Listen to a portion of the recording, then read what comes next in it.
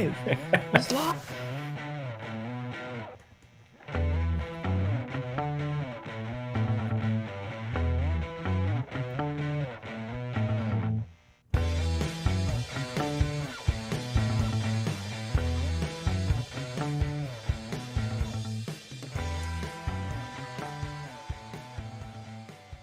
Is he going to remember, Mike? Does he have it in him? He's got it. He's got it. He's ready to roll. Pot of gold. Welcome back. I'm Brett.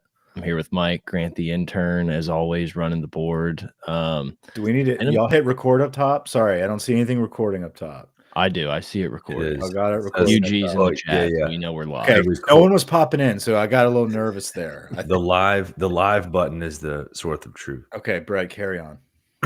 It's been a minute. Feels good to be back. A lot to go through. TGL, obviously the topic of conversation for the evening. Mike's father-in-law, a YouTube sensation for 12 hours. Yeah, we got to dive into that. But yeah, it's good to be back. Obviously LSU looked pretty damn good in the bowl game. Recruiting signing day happened, comes and goes. Signing day sucks now. I hate everything about college football. It drives me nuts. The 12-team playoffs ass. But hey, let's have some fun. The only glimmer of hope here, and honestly, this is really for you, Grant, is breaking news. Josh Williams has announced he is set to return. So he will be suiting up once again. He will be our starting running back yet again next season. So that's what the title of the pod will be, is Grant got his wish. He did a make-a-wish, and Josh Williams is set to return. I shit you not. I still don't. I still believe somehow Josh Williams will be taking the first snap at Clemson. He'll find a way, and I'll believe it when I see it that he is actually gone. I'll believe it when I see it. What if he ends up playing, and then Brian Kelly's like, wait, and then we get like a sanction because wait, Josh. Wait. I thought that's not what I meant last night. That was a game ball to leave. Now he loves Josh, dude. He loves Josh. It is weird that like some dudes, and I mean, I get Josh Williams has probably played more snaps, but it's like some of these guys have been playing. I mean, I think Lowell Narcisse is like in the transfer portal right now. TJ Finley is on his 9th year. It's like, dude, TJ lives in that portal. If we really wanted to, we could figure out how to get Josh Williams on the roster next year. We absolutely could, and I'm sure we're working on it. I saw that's where some of that Underwood money is gone. They hired someone to dig through. They got Josh back. Every rule book. 1,800 yards. Should have taken that Oregon money. I found a loophole. If you're a walk-on. Yeah, so I guess I have to address the elephant in the room. Yes, my father-in-law was the guy in the bass boat in the tornado movie film video that occurred, I don't know, New Year's Eve or something like that. We were there for Christmas. We left to go visit grandparents, and literally that next day we get a frantic phone call that my father-in-law was in the tornado, almost died, etc. And he posts the video, and it goes kind of viral for a second. All of a sudden, Good Morning America's asking, by the grace of God. Well, absolutely. But unfortunately, he kept like the whole video instead of just like the wild part. And so all of the comments are about like, you can't just like dilly-dally on that boat, putting on waders and chilling before getting out of an F6 or whatever tornado. So he took that down pretty quickly the next day because like people were just annihilating him. But it is true. You had to make that TikTokable. If he made that TikTokable, he might still be famous. Someone hijacked it on their TikTok, and it had a bajillion views, 6 million in like the first day or something crazy, like literally. And Inside Edition. Yeah, I was like, it was crazy. He's been everywhere on these shows, but he's loving every minute of it, right? Like he's loving it. I'm just saying, what's funny is like I got on Tiger Droppings that next day, and people were just like, "Baw of ultimate baws." Yes. And then like it was like, of course, like this site would be the site that like approves of this being like a badge of honor. Oh, I was grinning ear to ear, just hitting next page on that thread. I was so excited. It was hysterical. Little Sam was the big talk of the town, though. Like my wife comes in and it's just like, Sam died. And, like the dog. Like nothing about what's going on with your dad. Like what happened with the boat. Sam did not die. The dog was fine. Everybody's fine. But yeah, crazy story there. And part of our holiday stories. And we're not making this up. Like this is real, everybody. Oh yeah, no, that's it really is Mike's problem. Family. Don't judge me. It was not Mike in the boat with him, though. No, but honestly, lucky. Been there. Yeah, didn't you? If you go on a boat with Brian, you're not getting off. You're not. It's not that bad. You're not getting off until it's time to go, but you're gonna catch a lot of fish. The more I watched it, it's like, why couldn't he just get out? Like, it seemed like he thought about trying to get out when he turned. Like, I'm assuming that was his truck when he turned, but then it was gonna take way too long to like tie up the boat, back it in, do all the things, and then now you're on land in a tornado season. Right. I haven't really dug too deep into talking to him about it. He's been on too many interviews for me to have a shot. I did text him, where a message commented, I'm glad he's okay.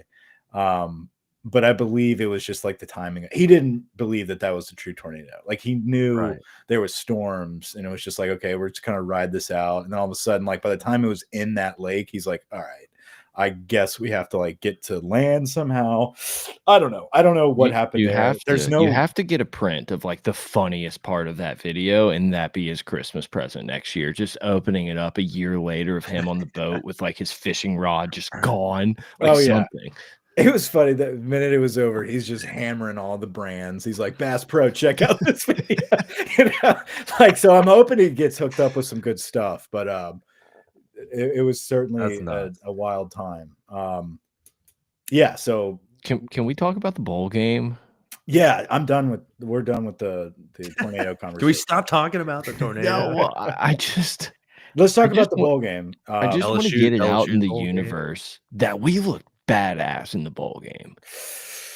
We looked badass in the perception. Yes, in my opinion, in the perception of like, oh, that guy, we got that guy developing for next year. Like we got Trez Green balling out. We got guys like fucking our middle linebacker Keys returning like a pick six. It's like those. It was badass, but it's like badass the youngster right? showed up. Instead of a badass like where the hell was this all year? It was like badass for next year type of mindset. Right. Well, literally, and obviously there's some offensive line and transfer guys coming in, freshmen coming in, maybe looking for a spot, but it wasn't a game where you're like, yeah, but like this guy's gone. It's like that's our offense next year, on top of like 3 of the top 5 portal wide receivers somehow figuring out how to get some touches. It's like all year they told us, oh, this offense would be so different with Chris Hilton, and we all kind of were like, that's horse shit. And it's Baylor. Look, I don't understand why everyone just assumed Baylor was like awesome and going to win this game, but that's a different story. And I'm not saying, that this is Baylor's excellent, but like the offense was a lot more wide open when Chris Hilton could just run free.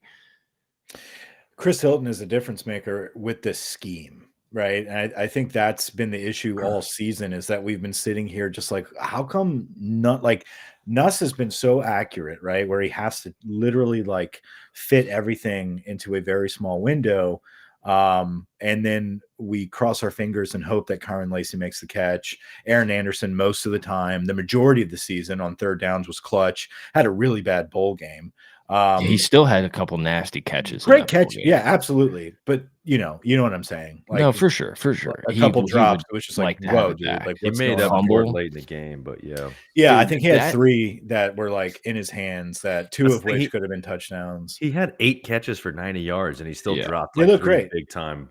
That's what I'm saying. Like, he still was productive. Now imagine him in a pocket in zone coverage where there's no one around him because everybody's being decoyed by Chris Hilton. It's like we haven't seen that yet until recently. And maybe that's why Aaron was just dropping shit, because he's like, I'm not used to having some of these targets where I've got room to spare.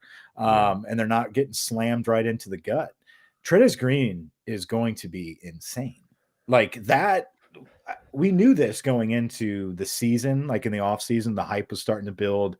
5-star tight end. He's a freak, 6'7", whatever. He's looking great in fall practice. We saw glimpses of him around the goal line this season, but goal line, red zone, we were putrid. It was the worst part of our offense. So we really didn't get to see a lot of Trez Green in that sense. And then all of a sudden, the bowl game, you're like, okay, like not only are we replacing Mason Taylor with almost pretty much an equivalent right out of the gate, this dude's going to continue to be like a Megatron.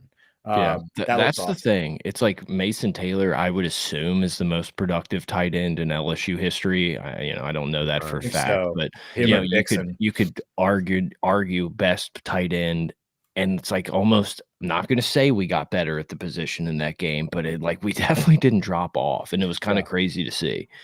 It was awesome to see, and you can tell that's their game plan. That's what Sloan wants to do. We're in the red zone. We're close to the goal line. We're going to try to get the ball to Trez because it's a matchup nightmare. And going back to Chris Hilton, though, yeah, I think the kid is extremely athletic. And if he can consistently continue to make these catches, he's going to have opportunities for touchdowns because he's taking the top off the defense. Then you bring in a Nick Anderson, right? Like that is a game-changing portal recruit that we absolutely need to touch on. And then you've got the Barry and Brown kid from Kentucky coming in as well. I know you got Destin Hill. I feel like that's more of a depth piece. Anderson, the Andersons are going to be playing next season. Nick and Aaron are going to be part of the starting lineup. Chris Hilton's going to be part of that starting lineup. And I think you're going to have Xavion, Kyle Parker, and Barry and Brown kind of competing for that next spot as that fast, quick, can get in the backfield, can be a return man. You're not going to keep all of them through the spring.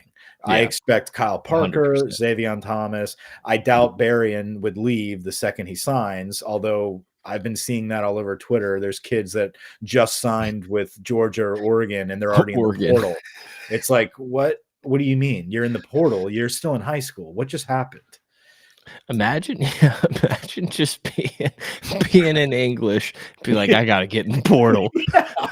Like, dude, you just had your ceremony in the gymnasium last month. I lean over to you in chemistry class. I'm like, hey, I'm about to get in the portal today. I'm going to Penn State now. It's like, bro, you just signed. Big Game Franklin. That's what they're calling him now. Yeah, dude, he's back. He's done. Like that. There's no way. Like, this is the game for Penn State because they're not beating Ohio State because he can't. I think he's 1-11 against Ohio State. So he's like, this is Penn State's Super Bowl. We'll get into bowl games. We're getting ahead of ourselves. We're getting ahead of ourselves. Let's go back to have the Franklin conversation yet because it's a tough scene for us because I finally bought into the Franklin sucks and I was using it all season and the motherfuckers in the semis. I know they haven't done anything. Beat anybody. But they're still playing like good football. Like they're finishing games, like they're aggressive on defense, but then it's like there's nothing that's and like same for Notre Dame in my opinion. There's nothing that like pops out. It's like sound defense, they're getting breaks, they're doing well on special teams, but the competition it hasn't been like what we judge as elite competition. Like, they haven't played teams that should legitimately be a threat to beat them. It's just a fact. Yeah, and I think Jeremiah Smith is one of the sickest receivers I've ever seen in college football. Yeah. Like better than Ryan Williams from Bama, which no, he's nasty. We can create the rumor that he's transferring just to get them scared. But that's really like the only Texas. Every time I feel like I'm in on like that's the team that can't be beat. It's like, dude, Quinn Ewers looks like he just smoked a blunt. And it's just I don't know. It's insane to me, and that's like, I don't know, we could go back at other ones, but it's like I have zero faith in any of these teams. Ohio State is clear and away the best team in the country if we do is look at the last 2 weeks. Yeah. It's just when you seep into that Michigan game and But I mean, the against Oregon game Oregon, was like whatever. they were down to the wire and they ran Yeah, out of right. time on the final drive. It's like they've They always didn't get been bullied. the best team. Yeah. They, they got fucked against Michigan. It's an emotional game, but like when the season is on the line and the championship's on the line, they have the most returning starters. They have the most production. They have the most expensive roster that they paid for. Jeremiah Smith comes out of nowhere, as not nowhere. He was a 5-star elite receiver, but becomes, in my opinion, for next season, the Heisman front runner. They're elite right now. Ohio State is the only team that I feel like if we drop them into a different playoff from a different year, they would like be a threat. Yeah, you got I don't Caleb think any of Downs. these other teams, like Notre Dame's losing the first game of a 14 playoff in most playoffs that we've ever had. And Penn State's not in that, but like it's just, I don't know. It's weird. It's a weird year, not only because of that. It's weird because like you don't have an elite quarterback. You really don't have like the Jaden Daniels, Caleb Williams. Like, yeah, you got Shador, whatever. Like, I'm just Will Howard being like the guy at Ohio State to lead the best team in the country. It's like that kind of shows you where we're at this season.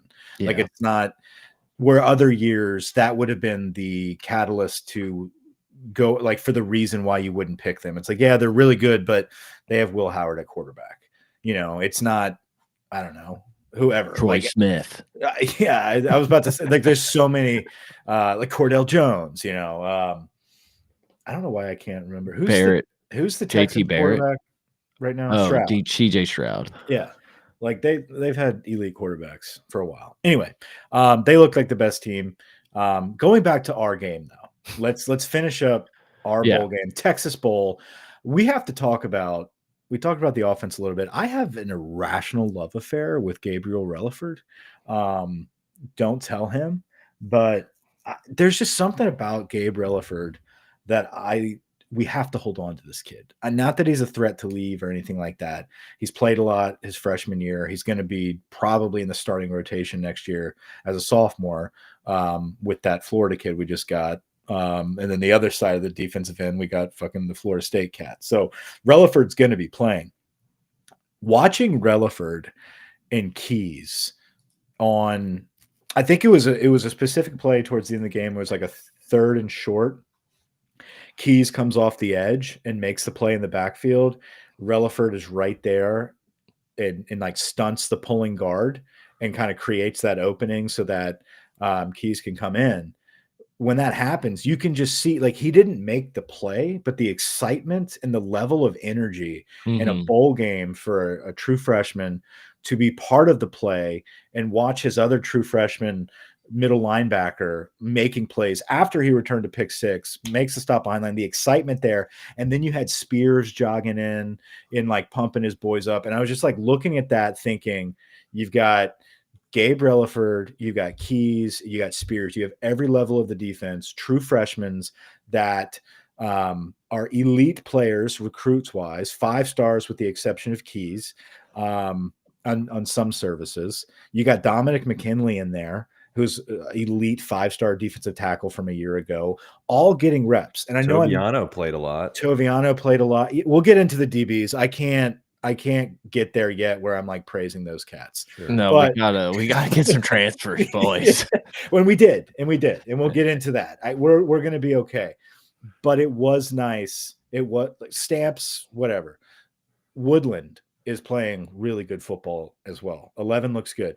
But the point is the excitement on that defense, knowing that you're going to get Weeks back, that you're going to have Keys now returning. Now Perkins is coming back. And then you've got, I guess West is coming back too. You've got Westweek coming back. Westweek's coming back. You'll have all 3 weeks. You got all 3 weeks. 8 days a week. And then the defensive line and defensive ends, the defensive end transfers that are coming in. The point about the bowl game, though, is we saw true freshmen. We saw young players excited to finish the season. In a bowl game, that means nothing, right? On paper. but they were able to really dive into the game plan, finish strong, and make plays and be excited about it when the game was really in hand. That shows me that they're bought in and that they're going to be able to build with this defense moving forward. I am so sick of reading Twitter. Like, Twitter is a disease. I can't stop it, but it's a disease. Oh yeah. To read comments about, like, when you know what's actually going on, and then like the rest of the country, rest of the world decides Josh to, like, Pate's bitch ass is commenting. like, yeah, like, no, but I think it was Blake Baker. He took a picture of, like, I don't know, something like the interstate on their way to Houston. Oh, And yeah. all the comments are just like, overpaid. I can't believe he's the highest paid DC. Like, LSU's getting fucked. He's a fraud. Look at their defensive numbers. It's like, guys, do you not understand what this dude just walked into? Do you not realize how bad this defense was last year? Yes. Did we have mistakes all season? Sure. We did not play complimentary football. Our offense sucked compared to what we thought we could have been offensively. We did nothing to help the defense. And in the most inopportune times, we had bonehead, unathletic plays by Stamps or whoever who's not going to be starting next season because of transfers coming in. But the foundation, the core of those guys that are returning, learned so much this season, performed so well. Perkins coming back, Blake Baker working with those linebackers, Relaford, the transfers that are coming in. I'm excited about this defense. I think they're going to make a massive improvement from year 1 to year 2 under Baker. I agree. It's going to be. I think they're going to make a big jump. But just I like what you said. It's like I feel like the offense let this team down way more often than the defense. Like if they didn't if finish drives, it's like the defense was never going to be this like elite, perfect defense. But I feel like for the most part, throw the Bama game out because obviously that was trash. But like, they played well enough, or they played like up to expectation. It's like we thought they were going to give up some TDs and some drives, but like we also kind of thought we'd be daggering people in the red zone a little more often. We couldn't run the football. Like, if the offense would have been able to finish drives and score in the red zone, I'm not worried about the Alabama game, but like, you're in the top 12. Like, you were absolutely in the conversation for a playoff.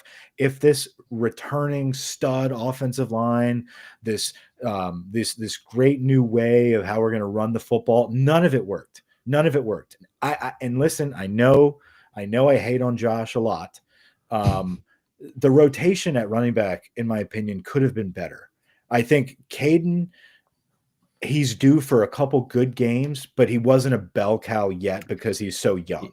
He did have his foot too. He had a foot. But like, you go back to the South Carolina game where he was perfectly healthy. He took over the game. We won the game because of Caden Durham. And I thought Durham looked a little better. I thought he looked a little quicker, snappier in this bowl game. Like, you could tell that the foot injury was kind of quicker than Josh this season. Well, no one's quicker than Josh. Harlan Berry's going to come in and be the starter. No. But I think we had a fullback at running back, right? Josh Williams was a glorified fullback. What? You got something to say about that? No, I don't even think he was a fullback. No, you piped in. You said he's too small. Well, wait. Quick note on Caden Durham. Did you see the tattoo he just got? No. Eye of the Tiger.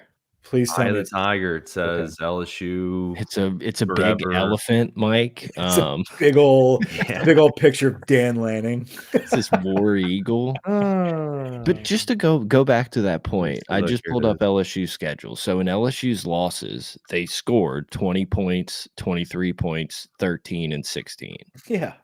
It's like we weren't going to win those games with many defenses. They gave up 27, 38, 42, and 27. That's what I'm saying. Like, I get so annoyed, aggravated with people that are, the defense fucking sucked all season. It's like, guys, what did you expect in a year one rebuild of this defense with Major Burns and Sage Ryan and Greg Penn? Like, we knew, like, the great kids, love them, but like they're not it, man. And like we've been saying that shit for multiple seasons. They came back again and they actually did okay. Like they were performing to the best of their abilities, in my opinion. We got the most out of them.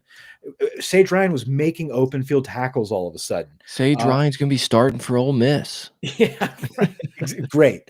But like the point being, the expectations going into this year were not this is like a national championship team, but compared to the realistic expectations of we should make the playoffs, we should be in the top 12, beat a bad USC team and beat a bad Florida team, and you were hanging with Penn State. The offense is the reason why we didn't do that, and that is why I think this whole open and shut case that Sloan's coming back as OC, everything's going to be fine, like we need to talk about this a little bit. I think maybe we need, like, not that he needs to be fired. I'm not going crazy there. Do you think there's a chance he's not the OC next year? I don't think there's a chance that he's not the OC. I think there is a chance that like we bring in some type of quarterback guru or can we Hankton, Sloan, and like Nussmeier? Can we go triumvirate here? Nussmeier would be interesting. It's just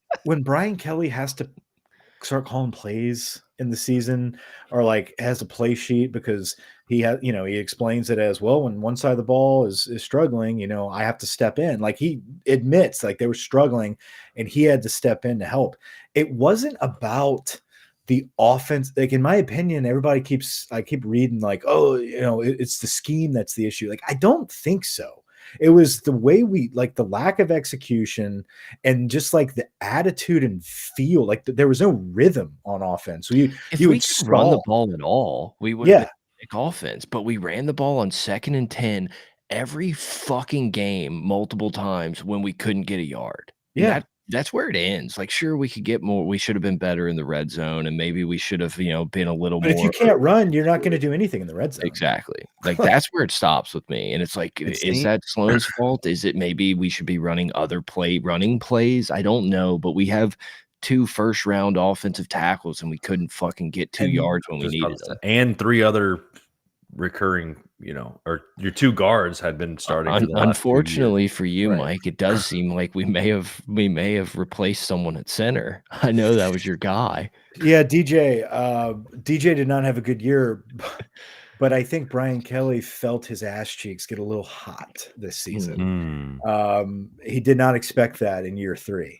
I think Kelly literally went into this year knowing that they're going to be in some tight games, but did not expect this offense to not be able to score. And so I think now he said it, like, we got to make moves. I didn't come here to go 8-4. And I know we have to make some stuff happen. He goes out and gets the number 1 center in the portal.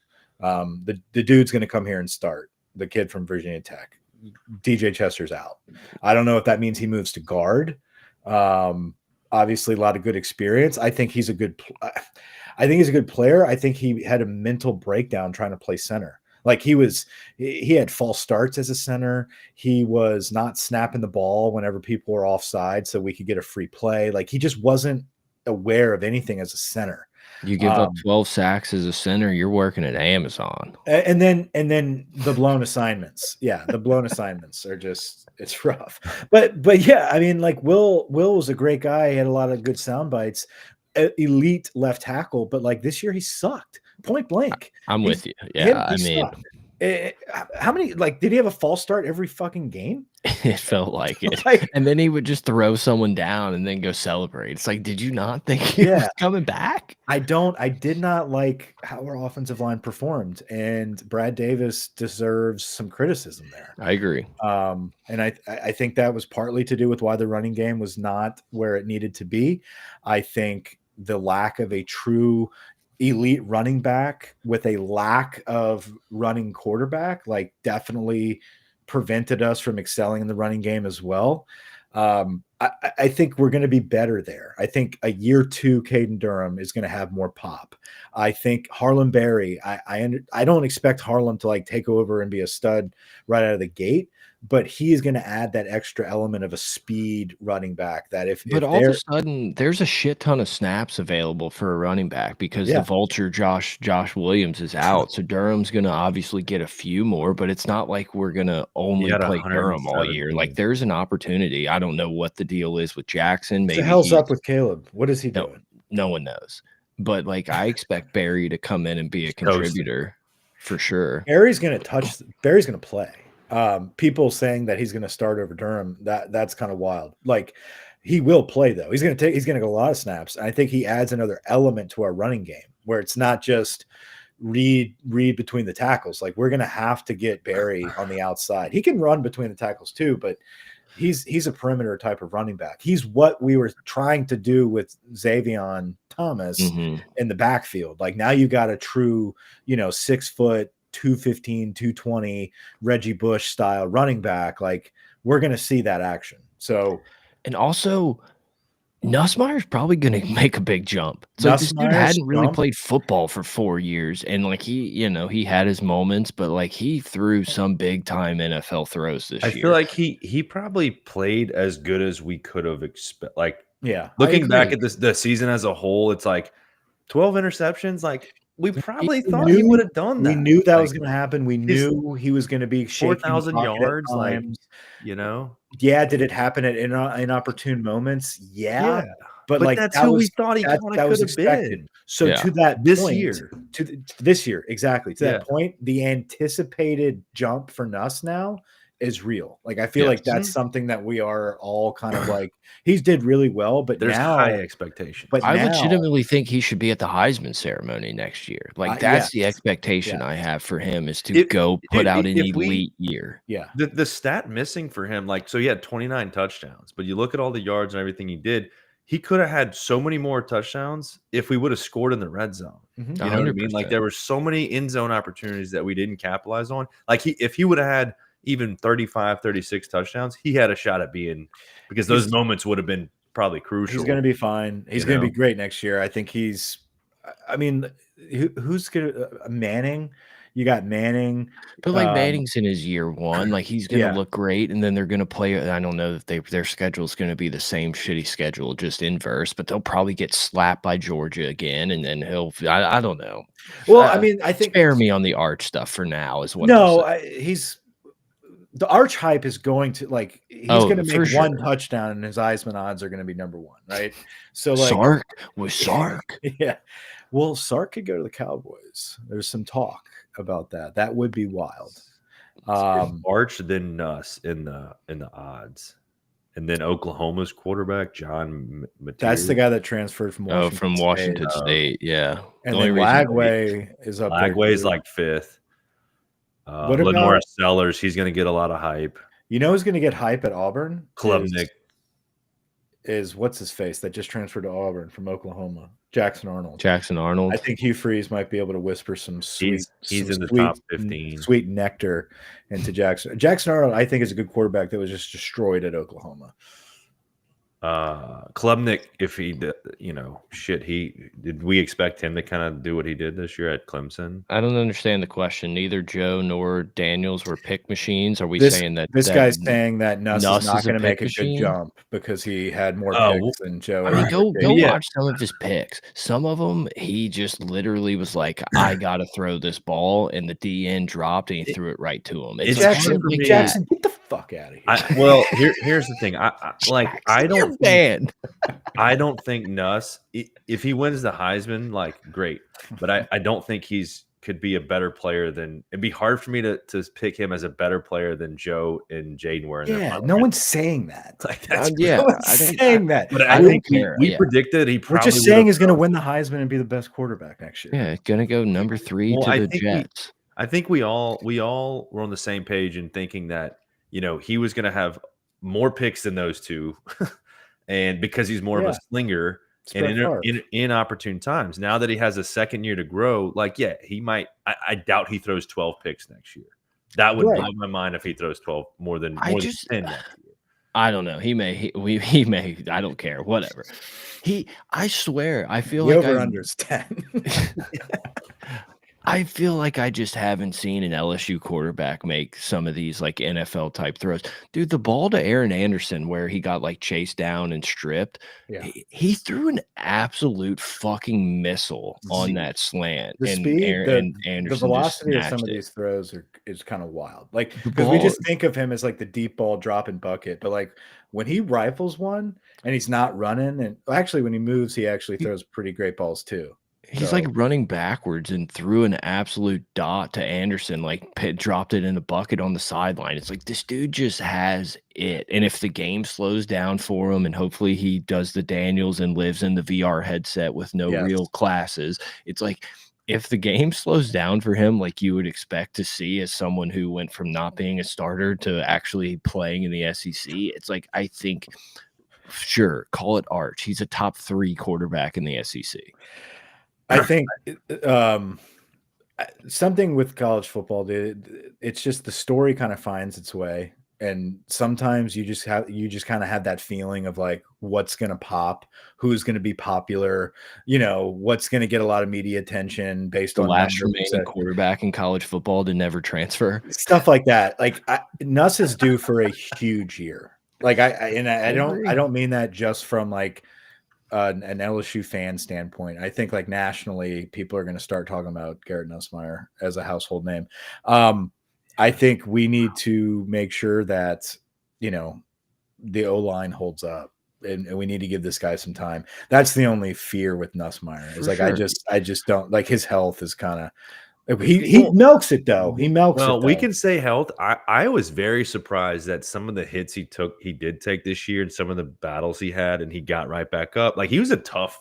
Oh, I don't yeah, think but we doubted he would be, but he likes to Oh, make he you does think because his he. metatarsal's broken yeah, or something. he's a Yeah, Brandon yeah. Whedon. Oh yeah, he Yes, can milk it, 100%. but then he does it, and then comes back out the next drive and slices and dices, For and you're sure. like, I holy love shit! it. I love it. And that's one thing I also He's want like to comment on. he's a Matthew He, Stafford, right? He's hurt. He's yeah, screaming on the sideline. He's like, "Get me he's back kinda in." he's a Pop it back gamer. in. He's a little gamer.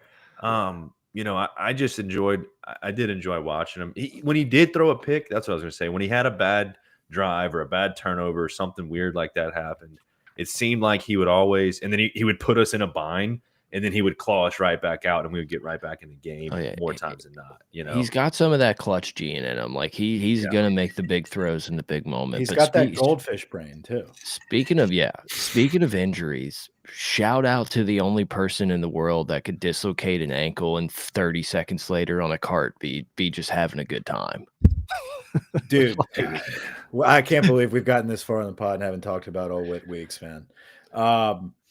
I was like legitimately devastated when he was on the ground.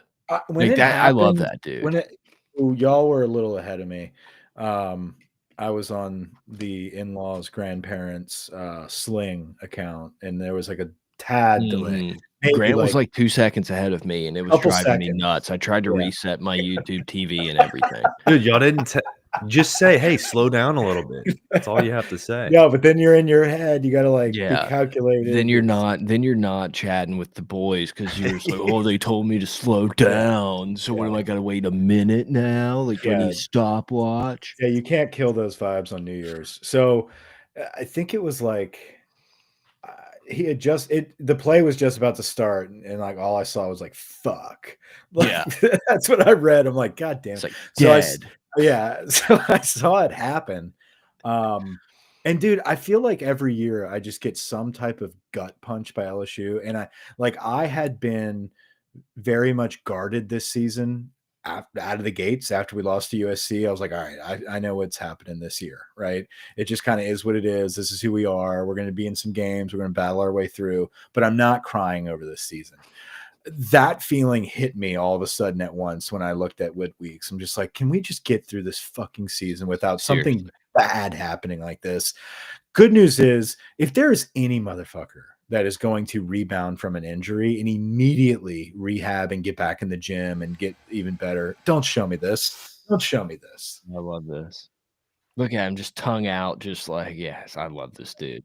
He's the best. He's my favorite player on the team, obviously, besides Gabe Relaford. But dude, I can't wait for a guy like him to come back and lead this defense, man. With Perkins returning, wild curveball there that like we're not even really talking about yet. I don't even know how we're gonna use Perkins. I'm just like out of sight, out of mind. If he never plays a down again, I'll be like, okay, well, I was anticipating keys and weeks and weeks and weeks.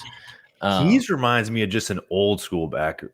Yeah, Just like a Kevin Minter. I was Yeah, going to say like he looks like Kevin Minter out there. Yeah. I don't know if necessarily plays like him. No, but he you know who has he that looks like? Minter. He's got Beckwith. He looks Oh, like okay. Yeah. I was gonna say Lamine Barrow. What was that kid from Georgia that we used to see in the dining hall all the time, Mike? Oh yeah. He had that same. He like was kind of small for a linebacker, but also kind of looked like a bowling ball. Not You know Baker, who I'm huh? talking about. Oh, Ryan Baker was Not Ryan legit. Baker. He was I kind feel of like- an old was school. it Minter from? Was it Minter? Oh, No. I know where you're going. Damn it! God, He was a starter? It was. I don't think he ever freshman really- year. yeah, I right? don't think he ever really ended up playing that much. think But we he were like, did. this dude's rival. Lamar Lewis. No, Wasn't that the guy's name? Yeah, I know. I was so in, dude. My Rivals account was hot back in 08. oh yeah, dude, we used to literally like sit in the dorms and watch Jermaine Burton. Was it Jermaine Burton? No, Jermaine Burton was like 2 years ago. We watched. You're talking the tight end, Burton? Yeah, well, yeah, he was the quarterback. Trey before, Burton. but Trey Burton. Yeah. We're like, they got Tebow again, these motherfuckers. I remember I was like, that's the second Tebow. You're like, it fucking is. It fucking is.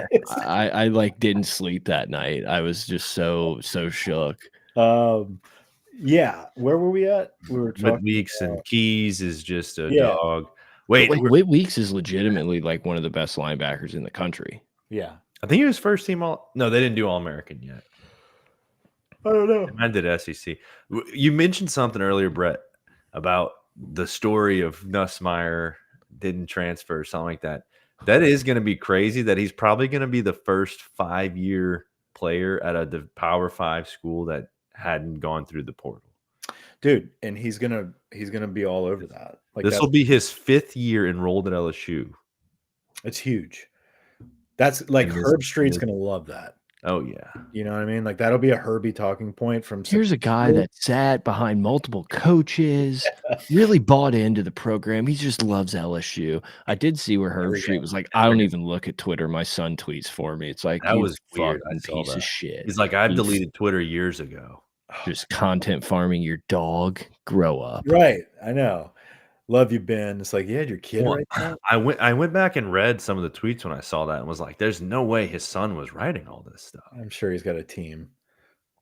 Dude, I can't find this guy. He's I a just, fraud. I'm looking at rosters right now. I gotta find this guy's name. Him and Nuss are gonna go. It's gonna be like this special on that Saturday. They're gonna go walk on like a beach, and Nuss is gonna have his lab with him, and they're gonna be like talking dogs. I love Nuss to death, but like Nuss needs to drop the coach talk, the coach speak. Like He needs to grow up. I need no.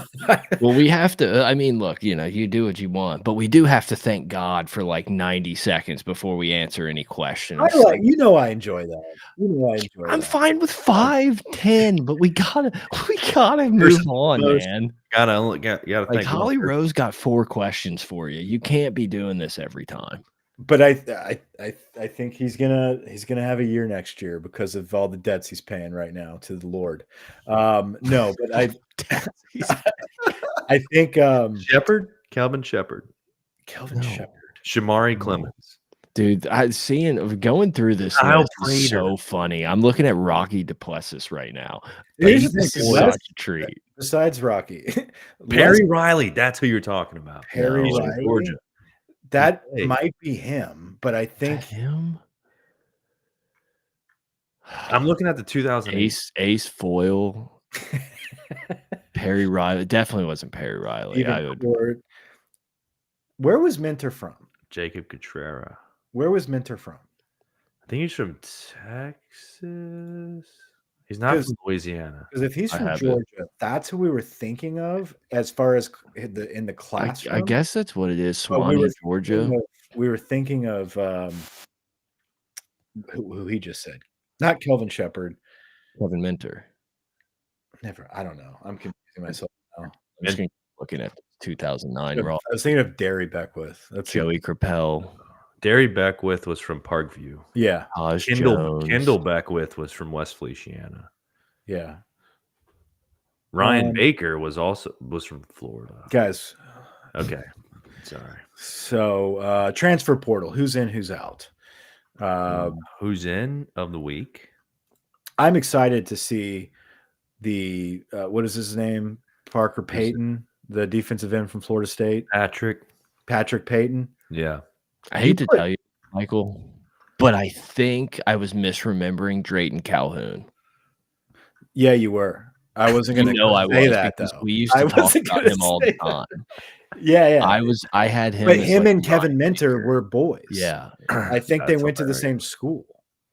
As soon as I saw that name, I scrolled past it, acting like I didn't see it. And I knew, like, that's definitely when you said the classroom comment, I was like, you're thinking of that running back, but I didn't want to like go down that rabbit hole. Hold on, let me look at all the running backs. It was Drayton Calhoun. And I think he transferred to Miami. Is that where I thought he transferred before transferring was cool.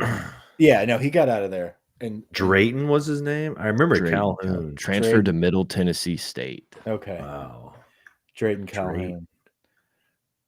I did who I had in my head. Cornerback. Yeah, but he moved to running back. Okay. Or he was a running back that moved to corner. One or the other. Yeah. He was probably a running back that moved to corner because in my head, whatever position they play their senior high school is what they play. So yeah, he was an athlete. Anyway, Parker Payton or Peyton Parker, whatever. That dude, Patrick Parker, Patrick Payton. Is there any Parker? Peter Piper picked a pepper. There's too many P's because I was about to say Peter Parker with Perkins, dude. Like Patrick Payton Perkins is going to be, dude. Patrick Payton Perkins with the Weeks brothers is going to be wild. Like we're gonna be tongue tying ourselves. He was coached by John Papuchis. There you go. There's another P. There's another one. He's good. When we got this one, like I know we've been firing off the transfer portal, like guys that we got. When we got him, because I remember 2 years ago when we first played Florida State, I was like prepping for the pod and like looking at their highlights, like who they got in the transfer portal. You know, the top D end and then Fisk, whatever. And then Peyton is the third guy on the D line that everybody's worried about. And he's a dog. I think he like dominated us in that first game. So I always remember him. Now, 3 years later, the cat's going to be transferring to LSU to play opposite Relaford and then have like Perkins in there as another blitzer in certain packages. Like that's a pass rush. That's a pass rush that's going to be really hard to deal with. Grant, go back to that list so we can go through the transfers. Let's go to the top ranked. So Nick Anderson. When all the talk about the transfer portal was coming out about the elite receivers, Georgia Tech receiver was ranked number 1. And then they had the Texas Tech 5-star. And they had a couple others. And then like, I started looking at like some of their highlights, whatever. And they're just all these like 5'10", 5'11", like guys that I feel like we already have. And then I got to Nick Anderson's video. And it's like that in a shitty offense with no quarterback development, that dude was making plays. And then he was also making better plays when he had a Dylan Gabriel to actually get him the ball the year before. And he's got size. What is he? I can't read that, but 6'3" and a half. Yeah, so 6'5". No, so probably 6'1". Yeah, so he's got height. He's what I don't know. He's going to fill that gap where Kyron Lacey like was possession receiver, kind of our bigger target, whatever. That Anderson's going to walk in and like completely elevate that position. Him and Chris Hilton on the outside with Anderson and Green as like your inside guys is as good a skill position like guys as you'll see in the country, I think. Yes. And then you have the mismatch of having like a Harlem Berry in there with a Berry and Brown as well in different packages where it's like, how are we going to defend this type of speed? Berry and Brown, all his highlights are just like what we really begged for Xavier Thomas to be. Like that's who this kid actually is. I had no idea he was that highly recruited out of high school and went to Kentucky. Like this is a really good wide receiver as well. That has always been, and obviously went to Kentucky for whatever reason, and is immediately transferring after like 2 seasons. So He's the guy that caught the ball to beat Ole Miss. yeah, Brown, he's got good hands too. Like Kentucky was like, he doesn't run good routes. Like, good luck. He's a cancer. He's a real junior, like 3rd-year junior. Yeah. So Like he his plays. dad's name's Berrien, is what you're telling me. Yes, Darian Brown. Goes Boston. He's from Boston. Austin, Massachusetts. Okay, scroll down. No, Danny Newton.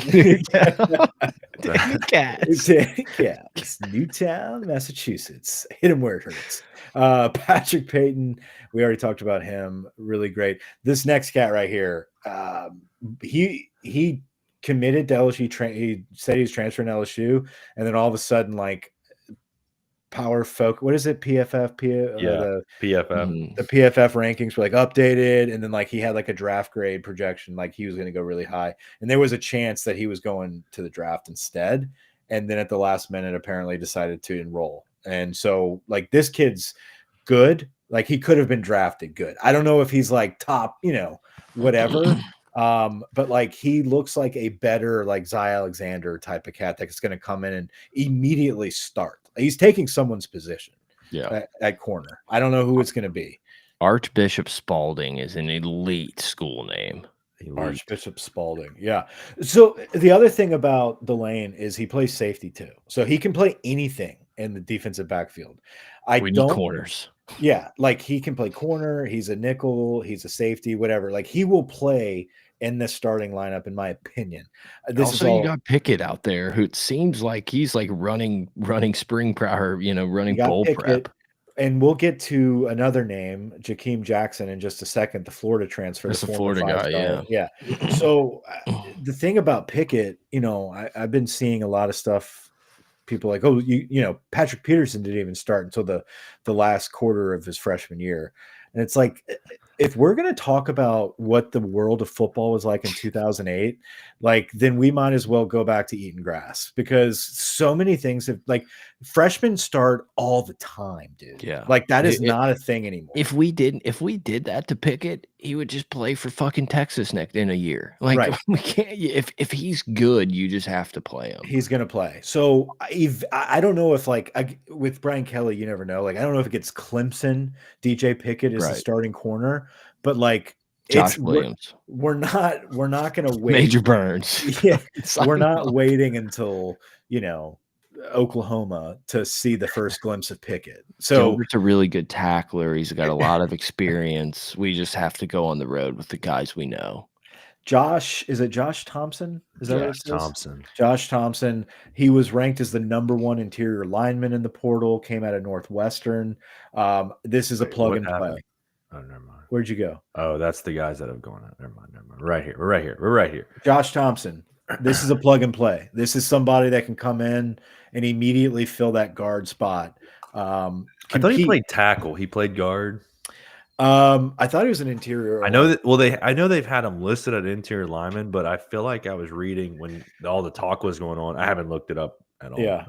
I don't know. I read that he would probably play inside because we're going to go with Tyree Adams at tackle. But I don't know. Who knows? I think Weston Davis is projected to be the other tackle. Started at right tackle. They really like him. Yeah. Started at right tackle the final 11 games of this season. So he's a stud from Northwestern that will probably play guard for us. And they probably ran the ball. So right. So either way, it's great. If he's going to start somewhere on the offensive line, and he's got a lot of experience. So I think we did great there. Who's the next kid? It's the center. Oh, the Moore, right. So those are 2 offensive linemen back to back that are going to start. These kids are not coming on their last year of eligibility or whatever. I don't think they're junior. Well, Josh will have 1 more year. Braylon Moore should have 2 more years. 2 years with again. This doesn't matter. I think you can just play college football forever. After next year, he could get drafted. So like, yeah. That's what I'm saying. So like, these guys could come in and like, this is their money year, whatever. Like, they're not coming in to ride the bench. They have a legit chance to immediately start. So that's your center. That fixes your center problems. The kid was up for awards everywhere. Josh Thompson has a lot of experience. He's rated very high in the PFF bullshit. He'll plug and play. Jakeem Jackson. This one's interesting because he's a former elite 5-star corner, committed to Corey Raymond at Florida, started as a true freshman, got hurt, and I think missed last season and then came back this year, never recovered from the injury. I don't know, or maybe it's the other way around. He came back from his freshman year injury. He didn't play. Yeah, he didn't play this year. He did not. Okay, so he started as a true freshman. He got hurt. I think he started a couple games to start the year, 3 or 4 games this year. Then it was a quad or something like that. Right. And so now, the Florida people are like, yeah, he started as a true freshman, but he was a bum his sophomore year. It's like, okay, y'all all sucked like for most of the year at Florida. So it is what it is. That's a kid that could probably come in and take the other corner spot. So like you've got Pickett, Delane, and now this kid all coming in, probably expecting to start with now a experienced Stamps with an experienced Woodland, that are going to have to compete to be able to keep their position. If not, like these guys are going to walk in and immediately play, which I have no doubt they will. Like, I feel like that's why we took the Underwood money and bought this fucking roster. Yeah. It's like, Underwood's probably going to be sick. Whatever. This is way more. Colton's been fucking waiting on this. Colton's been waiting on this. Remember when you laughed in my face?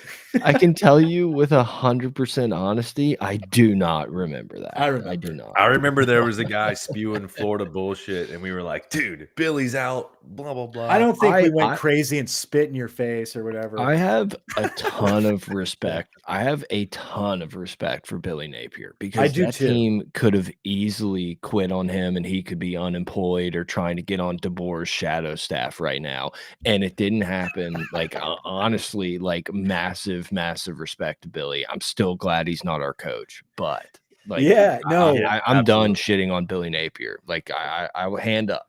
Colton, here's your applause. Florida did great this season. I have they sleeping finished kids. strong. I'm not gonna clap. It's insane the turnaround that they had, and we're not just saying that because Florida beat us, but the fact that you can take the fucking pounding that Billy Napier took from everybody most of the year, including us, going off, and then to kind of respond and like Brett said, to have the patience to kind of like pull through that. It's amazing and good for Florida. I don't know. I'm not going to sit here and be like Florida's now going to win a national championship with Billy Napier, but like he shouldn't be fired. I hate Florida. It also is kind of cool when Florida's good. Like DJ Lagway is a dog. Florida's kind of one of those like blue blood-ish. Like it's kind of cool when Florida's around. Go ahead. I was just gonna say it made it feel so much better with us losing for them to go and keep Ole Miss out of the playoffs. the older I get, right? That was awesome. The older we get, I think like college football in general, you have to be able to like find other ways to enjoy it instead of just living and dying by every game of your team. And I like to be entertained by the sport in general. Florida's an entertaining program. USC, in my opinion, at times is entertaining. I like to see them. I want them to be good. Like that's what I'm saying. You can't hate teams anymore because all these dudes are fucking new every year. It's like I can't hate I can't hate Florida. Like the amount of disdain I had and like Tim Tebow, model American, but just getting loved on and sucked off by Gary and crew every fucking week for years made me fucking hate Florida. And it's like all that shit's gone. And I know Tebow's like this one thing, but it's like fucking Will Howard's the Ohio State quarterback. It's like I have nothing for the K-State quarterback going there. Right. It's like you almost have to like look at the programs and not the teams. It's like the NFL now. You just have to kind of look at colors, look at like regions, look at coaches. Who's the Diamond team? That's a cool or I'm looking. you follow coaches, right? Just like, yeah, I'm a really big fan of big game. Or just owners. Like, I'm a big Texas fan. Like, the way he crushed the stock market, really respect the guy. Yeah, I follow Austin Thomas. Basically anywhere Austin The Thomas general is manager. general manager. He's just my favorite GM in the game. Dude, what's crazy is I remember us breaking down and being like, okay, first off, Florida's gonna suck, and then their schedule is just brutal. Yeah. And then I'm looking at their schedule right now. They lost 5 games. They lost to all like good teams. They lost to Miami, A&M, Tennessee, Texas, and Georgia. Like, and they beat everybody else. Like, yeah, dude, they had a good season. A&M's Like, not a good team, but I digress. I mean, I'm just saying, like, you know, they I know. beat. It's crazy. fucking A&M, dude. Year one grade for A&M. I want actually. Elko. I want Florida to be good. Elko, I'm just B plus. I give it C Elko. plus. Yeah. What Yeah, they do? I guess What did he do? The beating LSU is the feather in the cap. Sure, shit down their pants against Texas in the one game they actually needed. I don't know. I like Elko. He didn't do anything to make me be like, "Fuck, man, A&M." He's hard. He's hard to hate. He's hard to hate. I love his defense. I think I like him. Great defense. I mean, we had this conversation a couple weeks ago. It's like I think Elko's a good coach. They didn't do anything this year that just made me be like, man, the next 5 years are going to be rough. Like, they lost. Yeah, you're right. You're right. They I just can't lost stand 4 watching running quarterbacks just destroy us. And it's like, guys, if we just stop this little idiot, like we win this game. I mean, dude. Yeah, Milrow is talking about give me the Heisman on our fucking field, and he is like legitimately awful. I know. Like maybe Bill, what's his name? Brian, the guy at Polian. No. The guy at Boston College was the OC. He was Penn State's head coach. Bill O'Brien. I was just blanking. Maybe Bill O'Brien was right. Bill O'Brien was right. I would love him so much more if his name was Brian. Brian O'Brien. Oh, B.O.B. Brian O'Brien. Brian O'Bill. Oh, man. Him and Brian Kelly, dude. Yeah. Easily. He didn't want to start the kid at quarterback. Yeah, and it's like he was probably right unless you were playing LSU every week. Well, like, of course. And Georgia. It's like, oh, you didn't want to listen to the guy that's like coaching in the NFL all the time. That like your future is probably at running back. You took that as a slight. Like, no, just maybe listen. Yeah, I don't know. Dude, anyway, what is the vibe, Mike, on your A&M fans that as they ended the season 1-4? They're just happy to beat us. It's true. That's it. They're just happy to beat us. They don't care that they went 1-4. No, the only thing that losing to Texas has to A&M, be that's USC, Auburn. Fuck the bowl game. Like Texas, if I'm an A&M fan, I'm out on the bowl game. This is all I heard all holidays. How is Texas year one already doing it? Like we've been in this for blood, and it's like, well, they entered the day that we could pay players legally, and they're the University of Texas. Like they Texas also got the most absurd schedule possible. Yeah, Texas was in it last year. Yeah, I know. No, A&M's been on they lose 4 games every year. I know, but they just, they're not worried about all the other bullshit. They're worried about beating LSU and competing with Texas. It has to hurt that all they had to do is beat their most hated rival that they haven't played in 10 years to get to their first SEC championship game, and they just got shit on. As an LSU fan, it's very hard to care sometimes when it's like, what the year is going to look like. And you're like, yeah, this is not one of our good teams. Like y'all will probably beat us. And it's like, the phone blowing up every time you lose. I'm just like, yeah, once again, like I did not expect to like come in here. They're like, what's going on? Like LSU is usually good. It's like, yeah, again, it's a down year. It's a bad year. Like if you can literally think to yourself, like, you know what, LSU will not be competing for a national championship for the next 20 years. Like, I feel like you're insane. Like, that's kind of like a crazy thought. I feel like even if you said that for like 10 years, you'd be like, that's crazy to me. Like, I feel like it just always, like, since we've been watching football, it just is what it is. So, yeah, we're going to go through these cycles and periods of like looking like shit. It happens. But also, like, there are games where you get that glimpse of like, okay, if we put this shit together, like, we've got the dudes. So let's make this work. Anyway, all to be said, they love it when we're down. A&M loves it when we're down. And they're very quiet when we're good. Very quiet.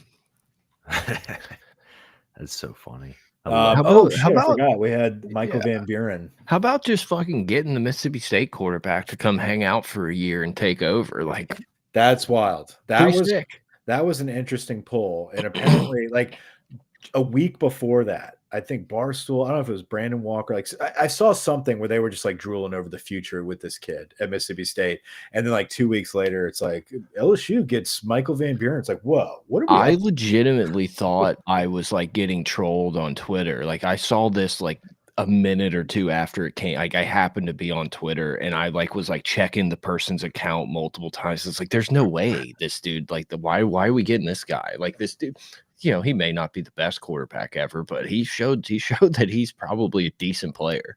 Who's their coach again? Levy.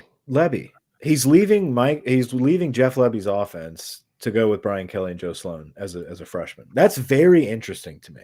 Like, it is. Everybody kind of being like, oh, you know, Sloan sucks. Like, it's, well, you know, he's kind of good with talking to quarterbacks. Yes. Like, I don't know if he knows how to call an offense.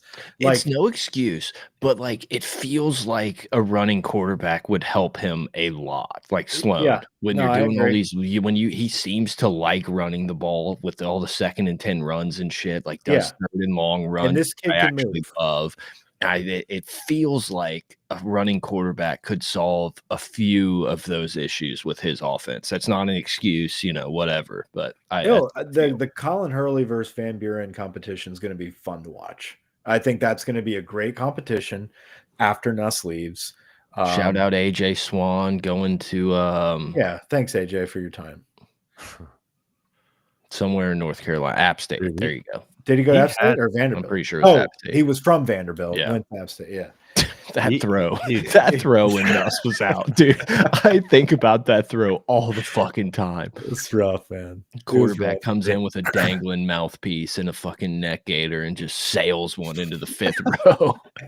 It's like, get me out of here. Van Buren had some big time offers out of high school. Yeah, I mean, Levy's I'm seeing Oregon, Penn State, Bama, Oklahoma, Michigan. I mean, and that high school, St. Francis Academy. I think they've got some big names that have come out of there, I believe. Yeah, is that where Womack was from? Speaking of Womack bails to Ole Miss. He, goes to the bad kids. Disgusting. I legitimately think that if you made players that transferred in conference sit out a year, I legitimately think it would change so much about how I feel about the transfer portal.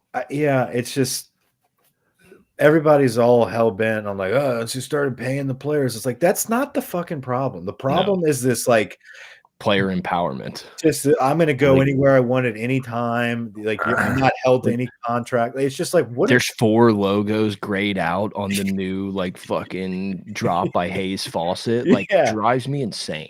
It's like if you want to go back home or you want to go to the Big Ten, go play instantly. I don't care. But like going from LSU to Ole Miss or like Florida to Georgia is like disgusting. No, it's just like, hey, we can do this, so I'm gonna give it I'm gonna fucking do it just to like keep up with the trend. It's nothing to do with like actually a better opportunity. Like Deshaun Womack's from Maryland. Like go play for fucking like Indiana. It's like I get LSU's got a lot of SEC guys in here. It's like I still don't think it's I just think it's bullshit. Yeah. No. If you want to go play at Nebraska, good luck, man. I'll root for you. This is where Blake Corum went to high school. Interesting. So there had to be some type of Levy connection there for this kid to go from Maryland, a highly recruited kid, to Mississippi State, right? So maybe he'd been recruiting him to Oklahoma for a while at Ole Miss. It was probably for academics. But anyway, he's a good quarterback. Really good to have as far as a depth piece. Immediately replaces who's the kid we just lost? kid from Woodlawn, Ricky Collins. Yeah, Ricky left, and Michael Van Buren comes in. That's a good trade-off. Bauer Sharp, he's the guy that threw us that pick. the only person that could give Sage Ryan an interception. But again, with Trudez Green like being on the field the majority of the time, I think this guy coming in and just being like a utility guy that can catch the football, like he's gonna do something in this offense that's gonna make us be like, actually, I'm really happy to have Bauer Sharp. For sure. Maybe I mean, Green can't play 100 plays a game, 80 plays a game for the entire season. Like you know that him and Nuss are going to be boys. They're going to be boys. He went to Southeastern. He transferred from Southeastern originally. I think he wasn't highly recruited at all. You're like right. that, and that threw me off. Like when I was like, oh wait, maybe he's not that good. I don't know. It's like, dude, he's from Dothan, Alabama.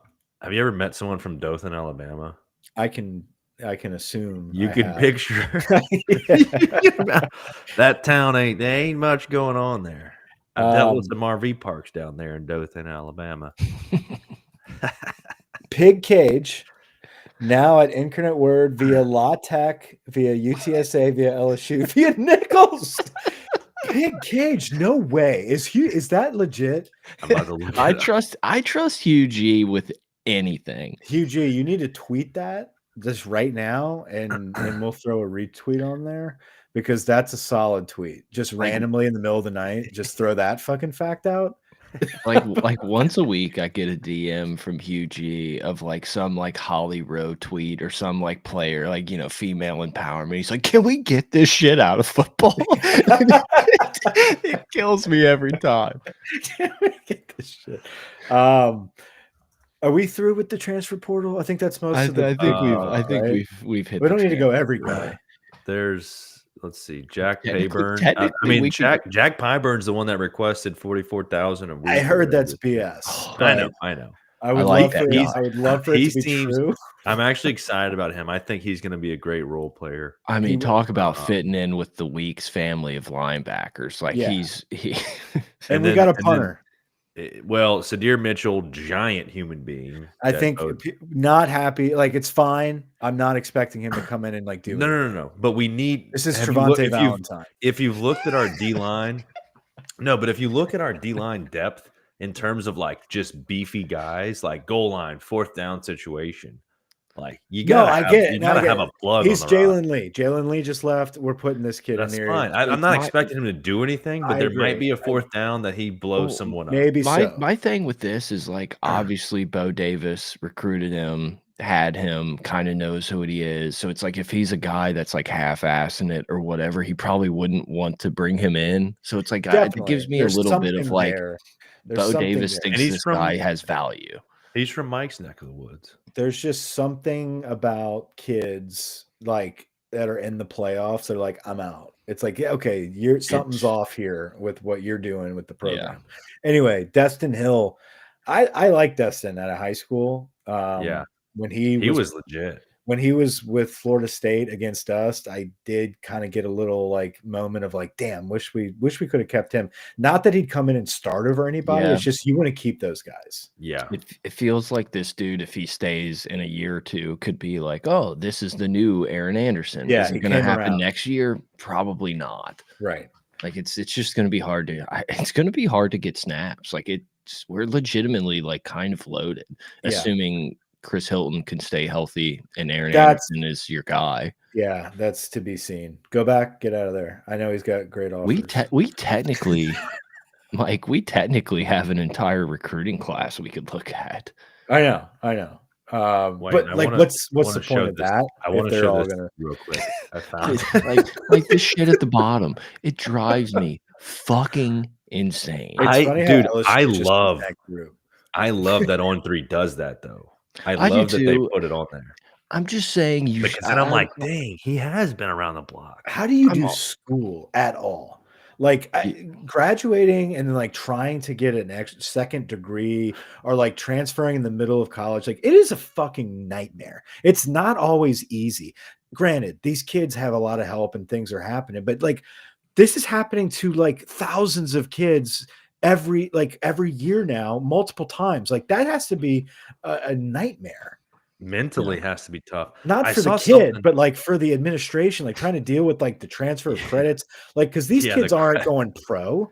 Like these kids have to graduate, and so like how are you graduating? I don't know. That's got to be crazy. I saw something the other day that it was like all the Sun Belt all conference players, like 0 returning that had eligibility, 0 players that had eligibility left were going to return to their team that they made the all conference teams with in the Sun Belt. Like they were all transferring. To Yeah, that's a Power 5 farm teams. league. So we finally got a punter too. Like, what the fuck happened to our God punter? bless. What happened? I don't know. I heard he had a mental Grant break. Chadwick. I heard he had Which a mental one? break. But like Tate? also we couldn't fucking snap the ball. Like, how about hire a fucking special teams guy? How about we do that? Dude, Bring that was Polian weird. back at this point. They was all turned into clowns. They mentally froze like It's mid-season. Wow. I'm still on 2008 roster, and I was trying to scroll through, and I'm like, Josh Jasper, DJ Howard, Derek Helton, Jordan Jefferson. Jesus Christ. I was trying to find the guys' names for snappers, but it's crazy how I feel like college wasn't that long ago, and it's like that was a long time ago. Dude, God, what was it? I saw something on Twitter that was like, it was like, man, like watching highlights of this dude. I'm like, what the fuck? Not highlights. That just happened. Like, you didn't need to watch highlights to get Cam Newton tape, something. Or like no, that. when you scroll on Twitter, it's like never forget, and it's like that was 3 years ago. Yeah, Johnny Manziel.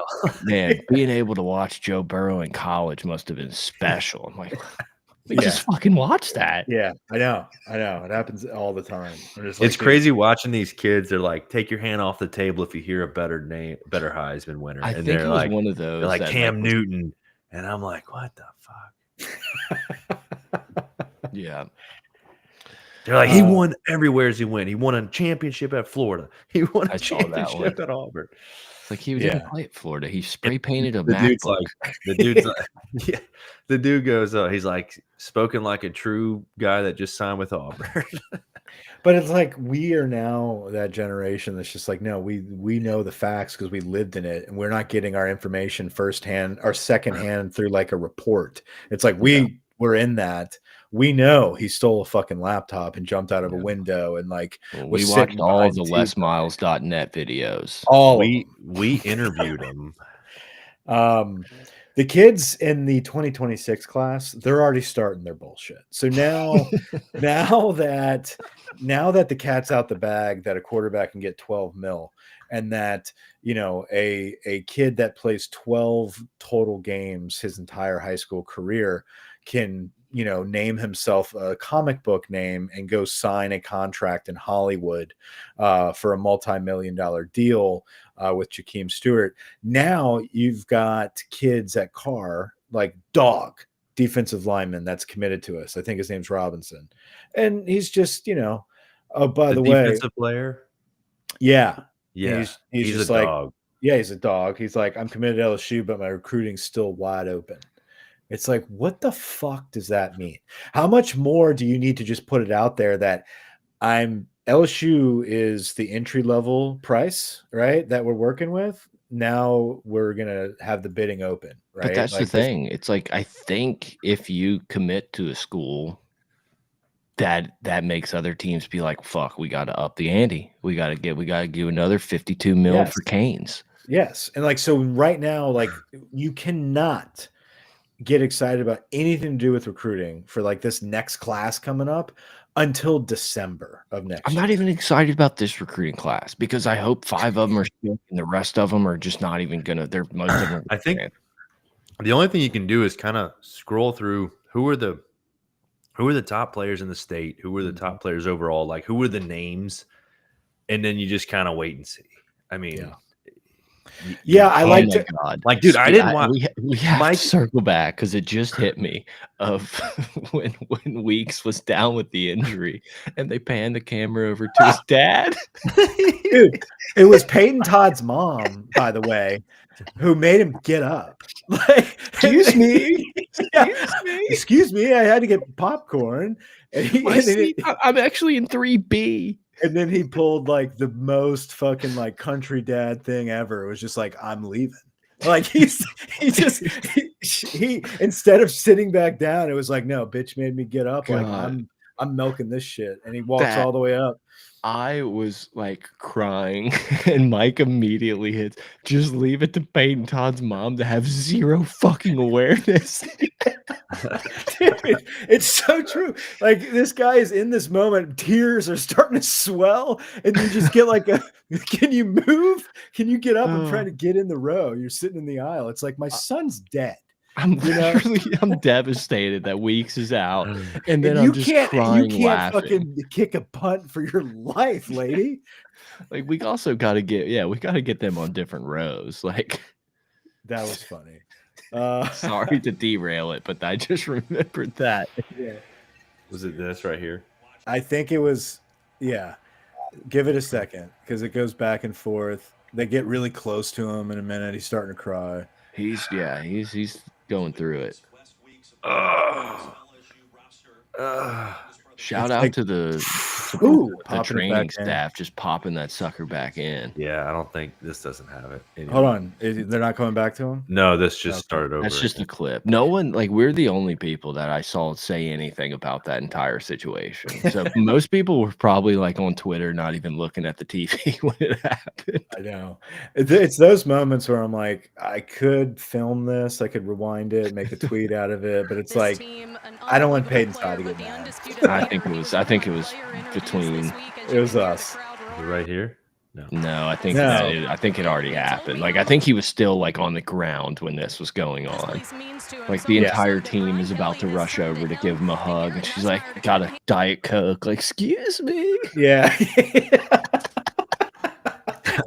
and he did like, I don't know. I maybe I'm making this up now and making it like bigger than it is, but I feel like he did one of the like the McConaughey like, you know, and then like what, like he might as well have done one of the fucking like, you know, and like turned. Now you throw this shit on me? Yeah. Then he like hiked it up the steps.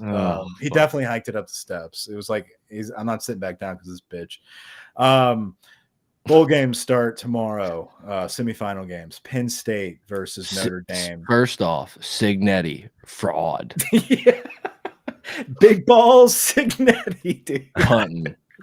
What he got me. Great. He got me. I'll tell you, he is possibly the best coach in America of making an absolute shit pumping look like an average loss. Like did it with Ohio State, and then did it with whoever the fuck beat them down in the playoffs.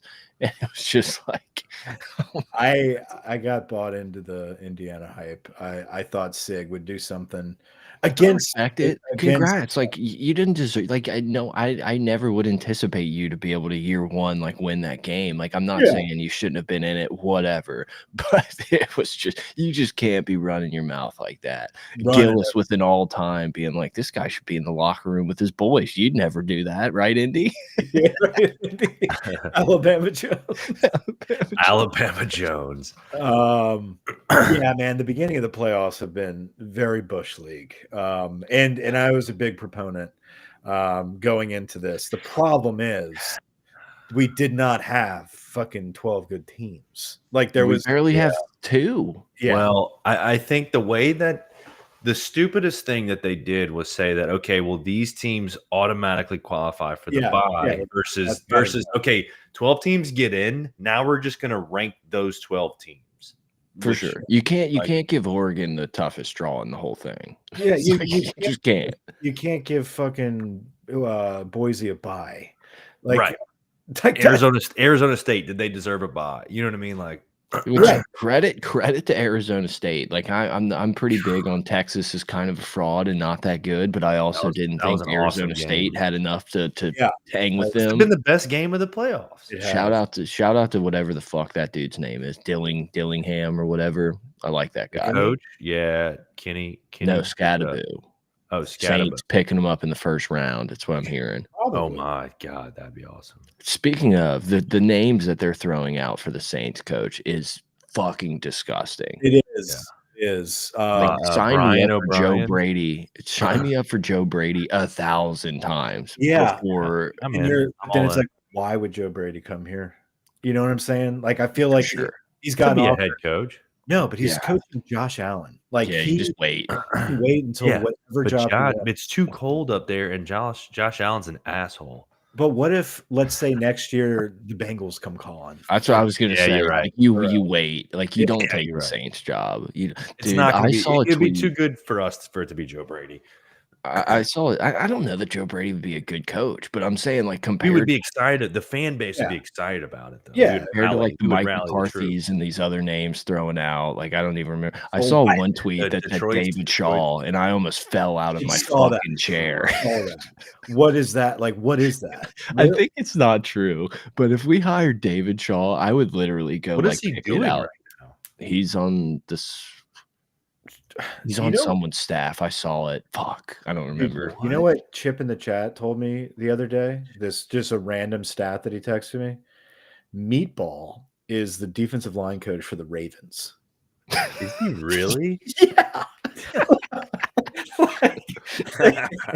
like I don't know. It's just stuff like that that makes me think like, what is the NFL? Coaching's a scam. Like it's literally a scam. Shaw is a senior personnel executive for the Broncos. I couldn't remember who it was for. What's Meatball's real name? Dennis Johnson. Dennis Johnson. Dennis Allen. So yeah, we got anyway. State are playing. I'm excited to watch that game. And to be honest with you, it hurts my soul that I can't just sit back and watch college football without it turning into like LSU fucking sucks. Like Brian Kelly's a pussy. like you can't root for Notre Dame because it makes Brian Kelly couldn't do. Brian Kelly went to a fucking national championship. Brian Kelly left Notre Dame 11-1. Like I'm not trying to sit here and say Brian Kelly's been great because I was very pissed this year at what happened year 3 and some of his antics. The peace between me and Brian is fractured, to say the least. I still think he has one more year in my book. Like next year, if we're doing the same baby back bullshit, like I'm out. Right. I agree. I kind of maybe pulled the plug too early, but don't give me the whole like Marcus Freeman versus Brian Kelly at Notre Dame talk. Yeah. Marcus Freeman could end up being the better coach, absolutely. But don't sit here and give me an argument about records and what they've done at Notre Dame. He's the winningest coach in Notre Dame history. He went to a national championship, multiple playoffs, and he left you in such a good spot. It's fucking Notre Dame. Okay, in respect, he lost to Northern Illinois. Keeping it running, but yeah, I mean, if Brian Kelly loses to Northern Illinois at LSU, like we're fucking burning his house down.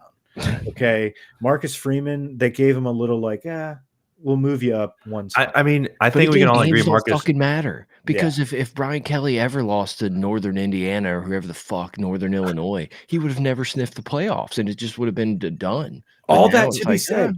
All that to be said, Signetti, have Indiana in a backup quarterback. All that to be said, I like rooting for Freeman and Notre Dame. It's hard to like sit back and be like, God, can't have Notre Dame in there. It's like, why not? Why is this so bad to have like a traditional classic, like of all seasons, a wild year? It's like, fuck it, yeah, make Notre Dame have the little run and get bounced by Ohio State. It is what it is. Well, you guys told me the other, you were like, oh, and I was like, I can't pull for any of these teams, and you were like, fuck off, that's stupid. But I'm coming around. Jesus, Mike, relax. I didn't say that. I know, but that's kind of like the vibe that it was. Your vibe. My vibe was like, you know what? At the end of the day, like we've got some good color here. Right? Really bad for my brand if Penn State won this thing. I'll just say that. It's okay. First and foremost, like we don't need Texas. I know that's lingering in the back. I have to hit the heart on every one of Maudie's tweets so I don't look like just the worst human in the world. I heart every fucking one of those where he's like, "Get up, Nittany Lions." Yeah, he's the year it popped. He was on it. let's put it this way. I think best case scenario as like an LSU person, I guess it's Ohio State versus Notre Dame. And Notre Dame win, or I don't know. I don't know what's best. That's the problem. I don't like living in that world where I have to worry about LSU right now. I agree. Yeah, that's what's pissing me off. Well, it's frustrating. I think, but what bothers me about Notre Dame is you've already said this is that it's always compared to Brian Kelly. Like that's why. And it's like I respect Freeman. I don't want to hear the outside noise about anything else. Just Listen, take that. this is more of a self-help conversation of just like, for me to be able to enjoy this type of game anymore, I have to be able to celebrate other teams sometimes. Just Like act like LSU doesn't exist in right, this vacuum. Yeah. because if not, like I would be up all night being like, why the fuck didn't we run the ball against Florida? Like I can't be that person at 35. But also, like, God, I don't want Texas man. and I don't want Texas in the national championship. Or No, they can be in there, but just Texas get winning. stomped. Texas winning and then being like the SEC team, like that kind of sucks because we're gonna have to hear that. Penn State winning of all the James Franklin slander would be really bad. And then Penn State winning over Ohio State would stink. Look what Marcus that would be a Freeman can shitty do. net. If it's Ohio State versus Penn State in the national championship, how I don't want to watch that. Oh, but we need Penn State to shit pump them, and then we can just be like, well, if they lost to fucking Michigan, that's a fraudulent title. If it's Penn State versus Ohio State, you want Penn State to blow them out? No. I want Ohio State to score 90. Oh, 90 to 2. Okay. I want them to kneel in the end zone. I agree. But like, I don't know. I think it would be bizarre to see like a Penn State win the national championship. It'd be so weird. It would be so weird, but then you'd be like, damn, Michigan won last year. Like that's not weird. That's not as weird as that's look at the coach they had. It is a little look at weird. the coach they had. Their coach just went to the NFL again. Michigan winning the national championship is out of the norm of what we've been used to. I'm sure we can find. I'm sure we can find audio of me telling Mike that Michigan will never win a national championship. I get it. It was weird. Okay, it was weird. I get that. But at the rate that Brian Kelly, at the rate that Jim Franklin's been coaching, Harbaugh, and then you had Harbaugh come in there, it's like now it makes sense. Like looking at Harbaugh, it's like that's a football coach. I know James Franklin. God, he's a clown. But it's the system. It's the playoffs. It's the situation. When they played West Virginia, no, he beat SMU and Boise, Mike.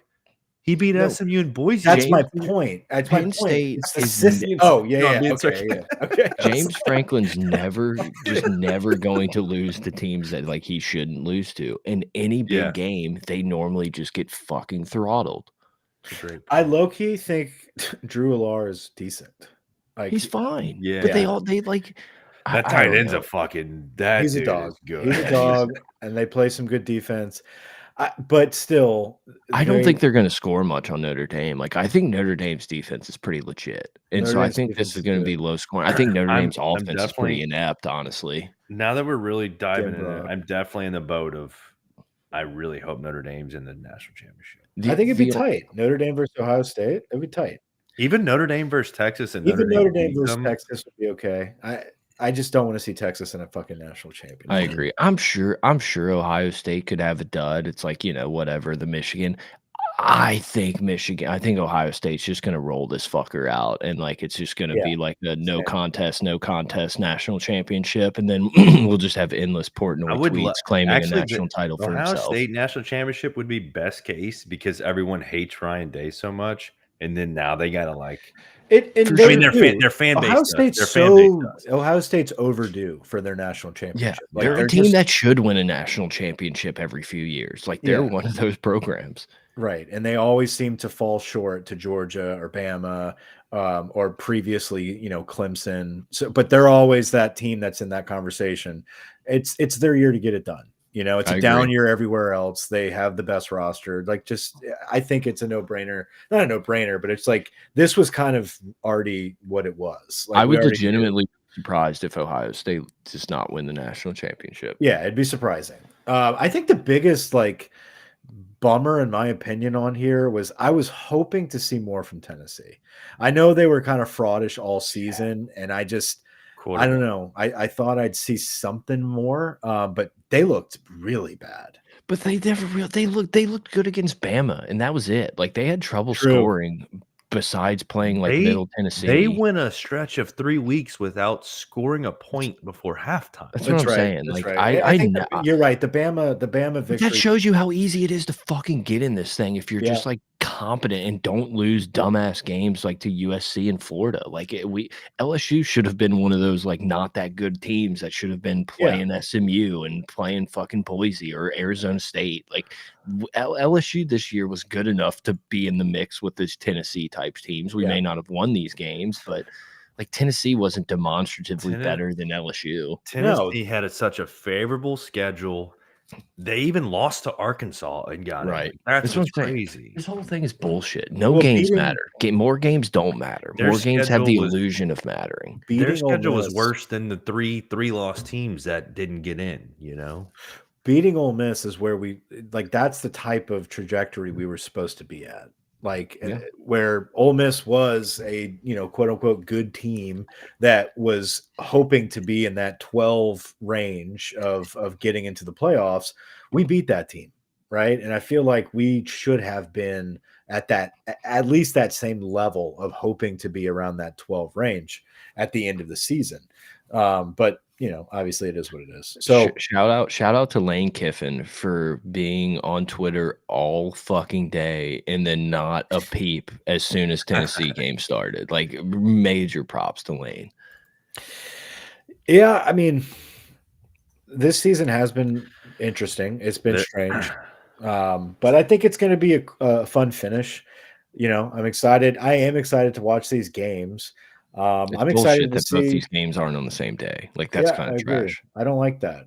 I don't like having to be spread out both days on a Thursday and a Friday. Yeah, I think it'd be really cool. It's cool, but I think it'd be neat to have a Thursday, like middle of the week session. But like Brett, like you said, start at 5:30 or whatever, and have a late Thursday night. I mean, 5 and 7:45 or some shit like that, and it's like, oh shit, this is nice. Yeah, we didn't talk about. I mean, we don't have to go into detail, but it was nuts. New Orleans to move. Yeah, they had to move the Sugar Bowl. Like, I didn't think there was a chance they play that. And whenever they started talking about like we will not adjust the time, like everything's a go, I'm just like, that's gonna look fucking bad if something happens. Yeah.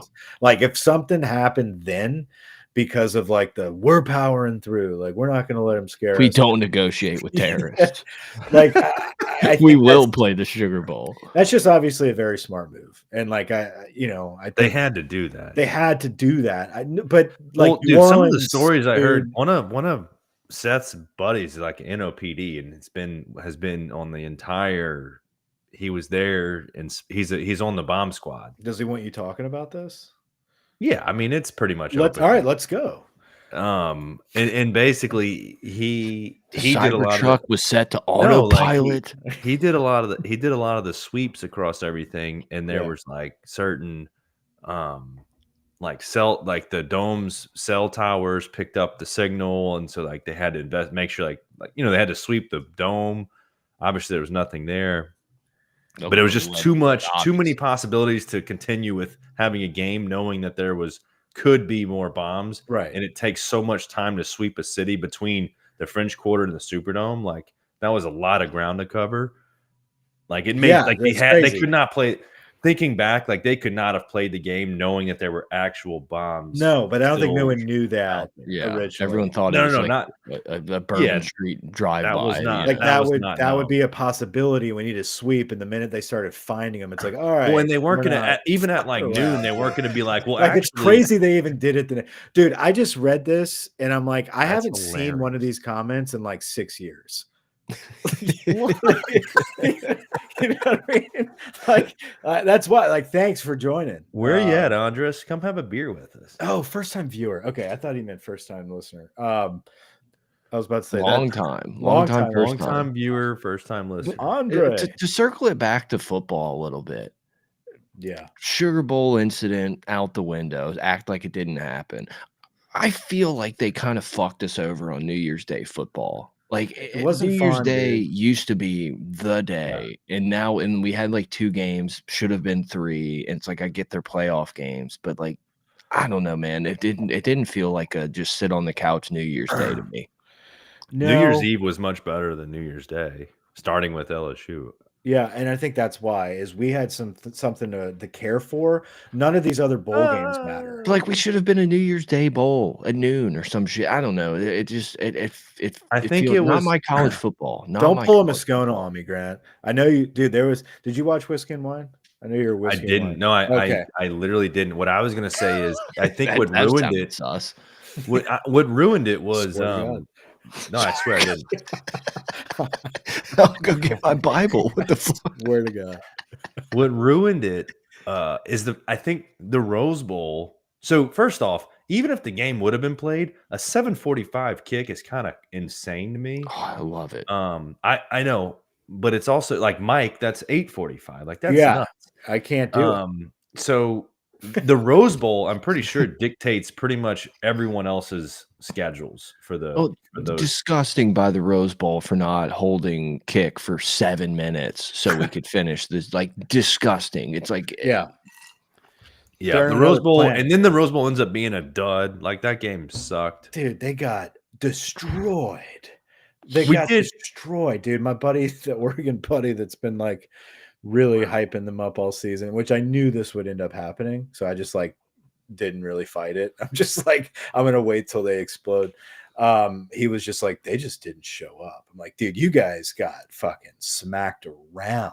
that's an embarrassing one. Like, it's That was rough. Lanning's legacy takes a little hit there. Like, But I think it's way more of like a damn, Ohio State's really fucking good. I think yeah. like the running That back was like situation where like Judkins is just kind of like a backup that kind of rotates in. It's like this team's elite. Like Yeah, that's for a sure. that's a stat. That was roster. like a Urban it was Meyer like a said it's the best. Bama-esque type game where they get beat earlier in the year and then they just dominate, or like a Clemson type of situation. Like they've been there.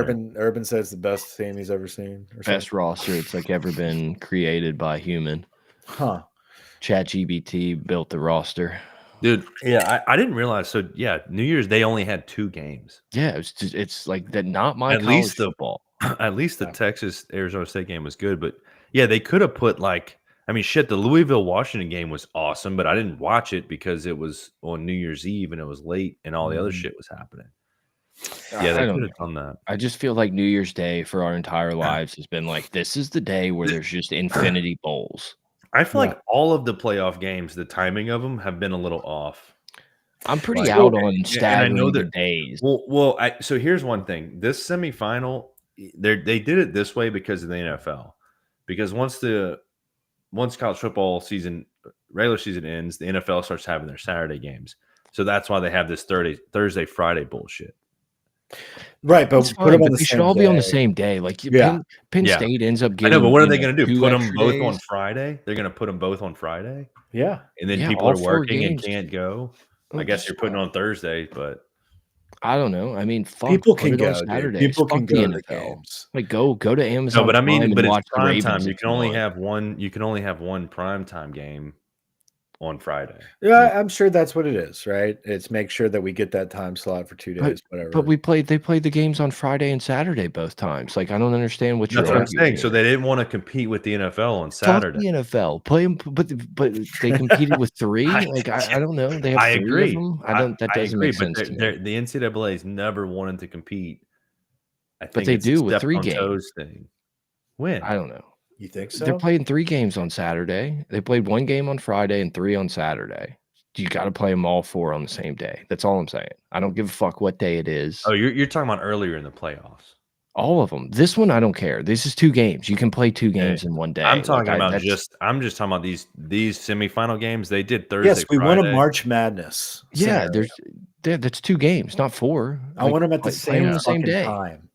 Same time. Yeah, that's fine. So they can't get it. I'll multi-box it. That they can't get it. See, this is what's gonna. If this was Michigan playing, they would have sent your boy on Friday to go steal signal.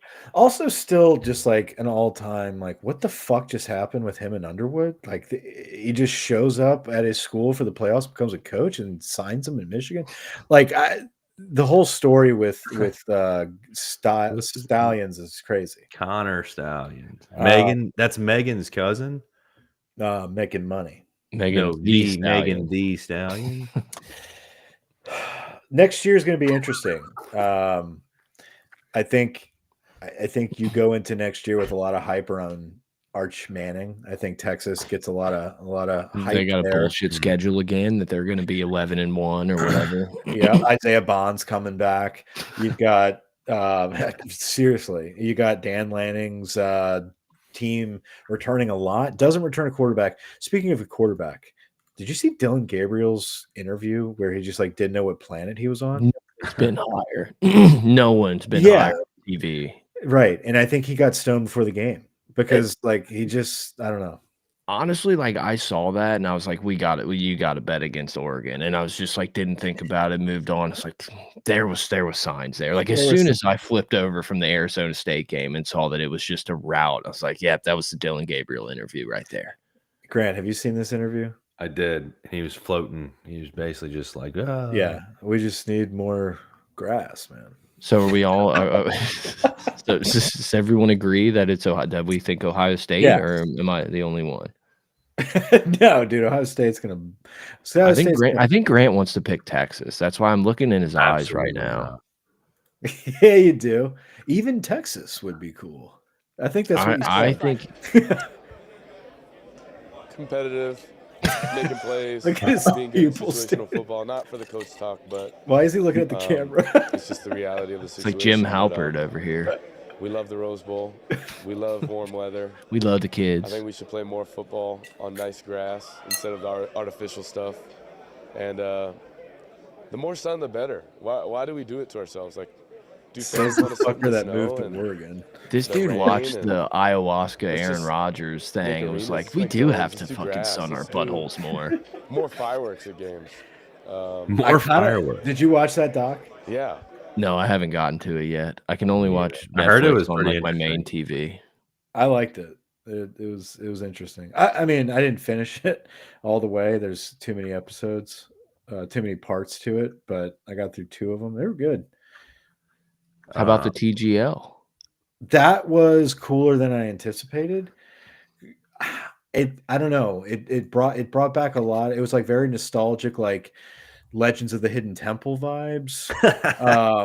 With like the colors and like the arena. It was kind of like a Nickelodeon theme.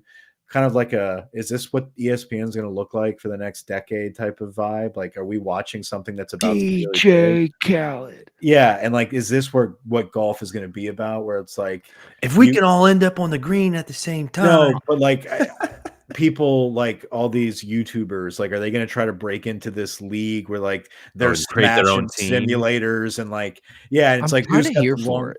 Yeah, I mean, like, I think it's a whole nother version of golf. Like, be a good team. Well, it's just all about like the swing. Like, I feel like we're about to be really like. Jones. I don't think we've ever been this focused on like a driver setup where like the camera's underneath and it's all. So I feel like the swing technique and like people that are badass at ball striking, it's about to be really cool for that viewpoint for the viewer. Yeah, they need some tweaks. This is definitely. Oh yeah, this was definitely needs some tweaks. I think we're gonna look back in a couple years and be like, oh fuck, you remember when it was like if that? This actually gets competitive, it's gonna be fucking awesome. Because like in general, at this point, I just can't fucking care about the Sony Open or even like Riviera. It's like I care about the majors. Yeah. That's the fun shit to watch because it's like these dudes would play in these tournaments for no money. And give me like March through July. I don't know if this is like the answer. But if this actually like does get it competitive, I think it could be like highly, highly entertaining to watch. Yeah, I agree. Golf is obviously the goal here is to bring in a new viewership, right? Bring in grow the game. I'm all in on shrink the game personally. I'm a shrink the game guy. Well, but they see the money that's being made on golf content on YouTube. I mean, there's obviously viewership out there that's not interested in playing as much, or maybe they're just not playing the traditional style. And so, you got 2 big dogs like Tiger and Rory that are like, let's spend a bunch of money and build this league out. Tiger could not have been worse in the booth. Yeah, dude. Oberg crushed. That dude, he's so good. Dude. He's so fucking good. He's a good-looking guy. I like looking at him. Yeah. All right. He's a Swede. But yeah, I mean, I think it sucked that it was a dud. Like, I kind of think they need to move to like 2 matches a night or like twice Yeah. a week. Yeah. And But I Yeah, they think need the yeah. There's a crowd lot of situation. tweaks. What is it? What is this going to be every Tuesday? There's a Every new Tuesday. like so. But the league, see, there's like a lot of teams. So next week, these two teams aren't going to play. Correct. Yeah, they're not going to play for like 2 months, which I get that these That's dudes are kinda- traveling for schedules. true. Like I kind of get like the logistics of it makes sense, but it's Mhm. just the one I don't know. I feel like it could get a little stale. Like if it's like last night, it's like, yeah, this match is over. Yeah. Yeah. So I don't know. I really liked it. I think they could improve on it, get rid of some of the bullshit, but I think it could be really cool. What was the hammer? I Almost kind 11. of jumped Yeah, in go late. for it. I was trying to watch. Well, I was trying to watch Survivor. And Oh, big episode of time. Survivor tonight. I I know we yeah. gotta go. I'm gonna jump go Don't in. watch open it. Twitter. I'm sure the spoilers. I are almost got everywhere. spoiled whenever I opened Twitter a few. Well, Kirk said he's gonna Is spoil it everything. Rhea? Is it Rhea? No, Kirk Dan had said this he- big tweet that was like spoiler ahead. I was like, oh fuck. Kirk said he's Dan gonna from spoil Newtown. everything on Friday. Well, they did that. I think they do that show Wednesday. I think they do that show today. It may be tomorrow. I But don't know. anyway, whatever. Kirk's a little baby. Anyway, I was trying to watch both. What's the hammer? It was extra points or something. Yeah, so like Double. Hammer has always kind of been around in betting games, but essentially you have the ability to like double the bet for that hole. So it's like if I'm in a who what? It was me. If it's my team versus your team, who's got the hammer? Who's hitting? Who? Someone for that- starts just for someone that starts round, with the for hammer. both I of get y'all. someone starts with the hammer. I don't know if they coin flip or whatever, but like one team has it, and essentially you can just if you hit it in the water and I'm sitting in the middle of the fairway, I'll throw the hammer, doubling the bet. And if you don't want to, then the hole's automatically lost. Like if you're like, no, I'm in a bad spot, I can't win this hole, then you immediately concede. So it can kind of like make players make like decisions and stuff. But you get a point for that hole. Yeah, you win the hole, but it doesn't double. And I would assume you keep the hammer. So basically, if in that situation, if I threw a hammer and you're in the after you go in the water, you're already at a disadvantage. You have to play, or you automatically get a 1. If So I you're- took the you need- hammer, if I Yeah. took the hammer and agreed, then I'm like the hole's now worth 2 points and I'm behind a stroke, so I have to Anyway, get yeah. up and down. But So if, what would be like? What were some situations that they actually? But if you won that hole, you get Putts. 2 points. 2 or points, whatever. right? You get So it's more like for longer putts and things where it's like, okay, both teams still have a chance. Yeah, it kind of sucks because the team that was in such a big lead was holding the hammer, so they have like no incentive to play it. But it should kind of get thrown around more of like, well, shit, I have this 10-footer and you're in this bunker. Like, hey, let's hammer this. I think I'm going to make my putt. Can you get up and down? Or like, if you have to get up and down or you have no shot. So I think it will end up being cool and being able to be played. It just didn't really work out in that first one.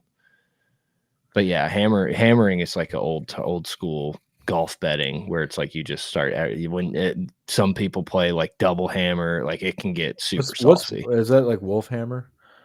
A little bit, yeah. Wolf hammer is literally a combination of hammers with playing wolf, which is the most fun golf game you can play.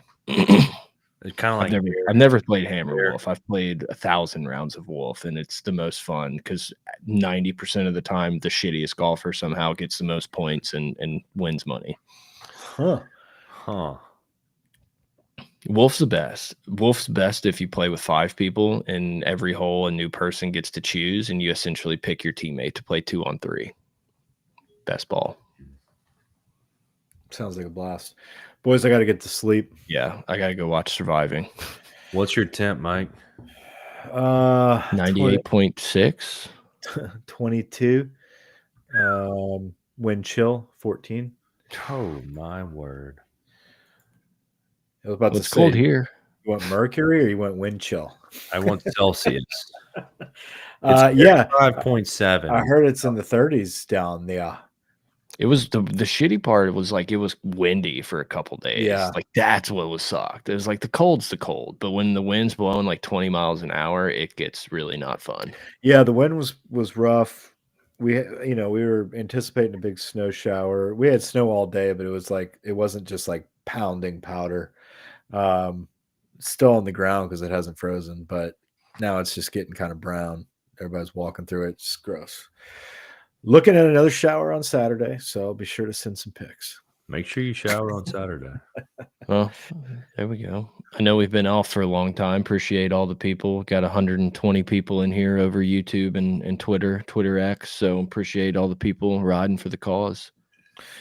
Appreciate it. We'll be back to, I don't know, probably talk about some national championship stuff and maybe talk about baseball eventually. We come as we go. We go as we come. Yeah. Maybe so. I don't know. Maybe